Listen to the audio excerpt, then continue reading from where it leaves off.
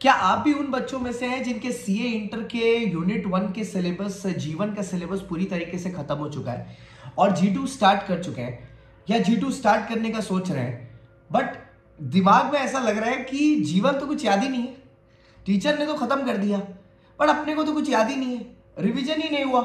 तो आपके लिए अभी क्या वो स्ट्रैटेजी होनी चाहिए जिसको आप पुट इनटू यूज करोगे जिससे आप ये प्रॉब्लम को सॉल्व कर सको, ये बताने के लिए मैं आपके साथ आया हूं, आपका दोस्त, host, educator, CSCS Shantam Gupta, all India rank 42 at CA intermediate levels and at 43 at CS executive, आपको गाइड करने के लिए कि आखिरकार एक रैंकर मेंटालिटी होती क्या है। देखो बच्चों, एक चीज समझिएगा, पेपर चाहे आपका अकाउंटेंसी हो या कॉस्ट हो या कोई थ्योरी पेपर हो जैसे कि लॉ हो या ऑडिट हो, at the end of the day आपको इस चीज पर नंबर मिल ही नहीं रहे हैं कि आपको कितना प्रोविजन आता है, ठीक है। आपको बेसिक नंबर इस चीज पर मिल रहे हैं कि आपकी एप्लीकेशन कितनी अच्छी है उन प्रोविजंस की। So the focus should not be on mugging up the provision, कि मैं प्रोविजन को रट्टा लगाऊं, बैठ के प्रोविजन याद करूं, 20 बार मैं याद कर रहा हूं, 40 छोटा ए में ये लिखा है, 40 बड़ा ए में लिखा है, 35 AD ये बोल रहा है, सेक्शन 25 ऑफ प्रोस्पेक्टस ये बोल रहा है, डीम प्रोस्पेक्टस 6 महीने की बात, उससे कोई फायदा नहीं होने वाला।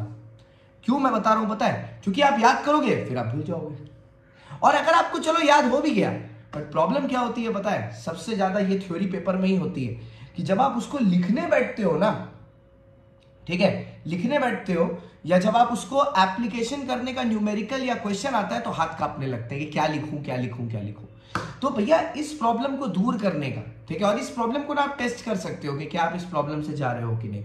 अगर आपने सिर्फ अभी तक टैक्स के या लॉ के सिर्फ प्रोविजंस पढ़े हैं तो आप अभी एक काम करो मेरे साथ, इंस्टीट्यूट मटेरियल निकालो और इंस्टीट्यूट मटेरियल में कोई भी रैंडम चैप्टर खोलो जो जिसके प्रोविजंस आपको लगता है आपको बहुत अच्छे से आते हैं और क्वेश्चन सॉल्व करना शुरू करो। आपको समझ में आ जाएगा कि जितना अच्छा आप सोच रहे थे आपको आता है, एक्चुअली में उतना अच्छा आपको आता नहीं है।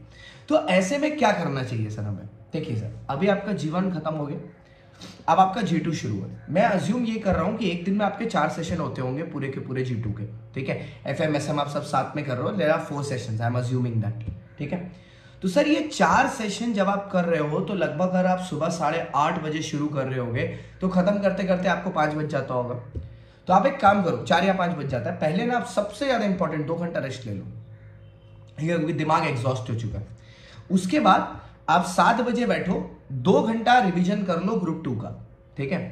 और ग्रुप 1 के लिए आप 9 बजे बैठो, 9 से 10 से 10:30 या 11 तक पढ़ो, ठीक है, जिसमें आप खाली क्या करो पता है?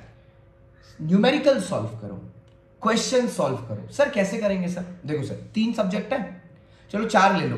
मैं 4 क्यों ले रहा हूं? Accounts, law, DT, IDT, 4 subject हो गए। अब इसमें क्या करो सर, मेरी एडवाइस मानो, आप एक ग्रुप बनाओ, एक बनाओ अकाउंट्स टैक्स में DT और एक बनाओ IDT और लॉ।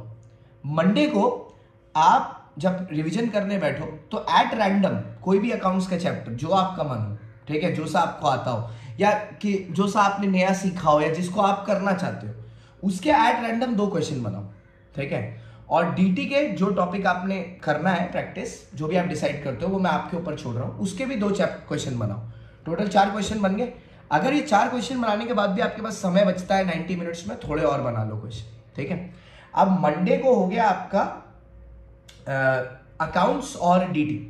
ट्यूसडे को आप करो लॉ और GST, सेम पहले आधा घंटा 45 मिनट्स इक्वल डिवाइड करो, 45 मिनट्स टाइमर लगाओ घड़ी में और 45 मिनट्स आप क्या करो, छोड़ दो अपने आप को, पढ़ो मस्त बिंदास।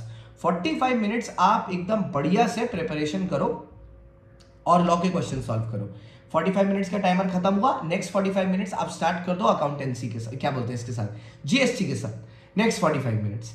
तो ऐसे करके आप क्वेश्चंस बनाओ, फिर वेडनेसडे क्या होगा, फिर वापस से अकाउंट्स घूम के आएगा। अब ये टेक्निक अगर आप फॉलो करोगे तो आपका ग्रुप 2 के साथ ग्रुप 2 का रिवीजन तो होता ही रहेगा, साथ ही साथ आप जीवन भी नहीं भूलोगे। और जीवन ना भूलना हमारा प्राइम टास्क होना चाहिए, क्योंकि होगा क्या, जिस दिन आपका G2 खत्म होगा उस दिन जीवन की पढ़ाई ऑलरेडी 4 महीना पुरानी हो चुकी होगी। तो अगर आपने प्रैक्टिस नहीं किया ना तो वो इतना साफ लगेगा आपको दिमाग से जैसे कि वॉशिंग पाउडर निरमा। तो भैया बात यही है कि इतना भी इग्नोर नहीं करना है। अगर आप ये स्ट्रैटेजी अप्लाई करते हो तो मैं गारंटी बोलता हूं आप रैंक के साथ क्वालिफाई कर लोगे। This is the ranker strategy, this is my strategy, this is your educator CS Shantanu Gupta, helping you out always when you need it. Please subscribe to the channel and like the video and share it with your friends. Thank you so much. Bye bye.